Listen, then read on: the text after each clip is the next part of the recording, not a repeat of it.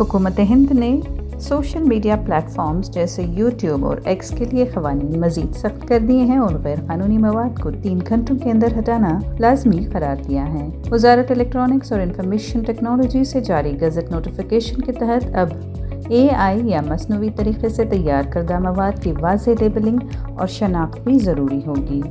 AI technology کے غلط استعمال سے ڈیپ فیک ویڈیوز، نازیبا تصاویر، جعلی ویڈیوز اور لوگوں کی نقالی کرتے ہوئے گمراہ کن مواد تیار کیا جا رہا ہے۔ حکومت کا کہنا ہے کہ ایسے مواد سے شہریوں کی ساکھ اور پرائیویسی کو شدید خطرہ ہے۔ نئے قوانین کے مطابق AI سے تیار شدہ مواد میں مستقل میٹا ڈیٹا یا شناختی نشان شامل کرنا ہوں گے تاکہ اس کی اصل نوعیت واضح رہے۔ کسی بھی غیر قانونی مواد کو روکنا اور صارفین کی شکایت کے ازالے کے وقت کو کم کرنا بھی لازمی قرار دیا گیا ہے۔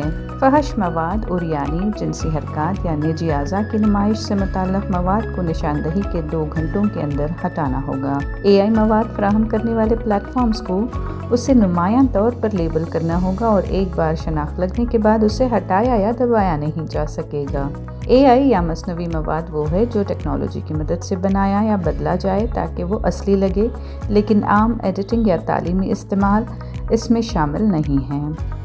صارفین کو بھی AI مواد کی پہلے سے اطلاع دینا ہوگی جس کی تصدیق پلیٹ فارم کرے گا۔ سنگین جرائم سے متعلق خلاف ورزیوں کی اطلاع حکام کو دینا ضروری ہے۔ صارفین کو ہر 6 ماہ وارننگ دی جائے گی کہ AI مواد کے غلط استعمال پر سخت سزائیں ہو سکتی ہیں۔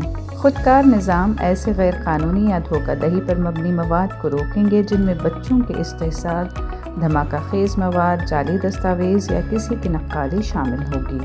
یہ ترمیم 20 فروری 2026 سے نافذ العمل ہوں گی اور ان کا مقصد ڈیپ فیک، غلط معلومات اور آن لائن دھوکہ دہی کو روکنا ہے۔ سوشل میڈیا پلیٹ فارمز اور AI ٹول فراہم کرنے والی کمپنیز جیسے ChatGPT، گروک اور جیمنی کو زیادہ جوابدہ بنانا بھی اس کا اہم مقصد ہے۔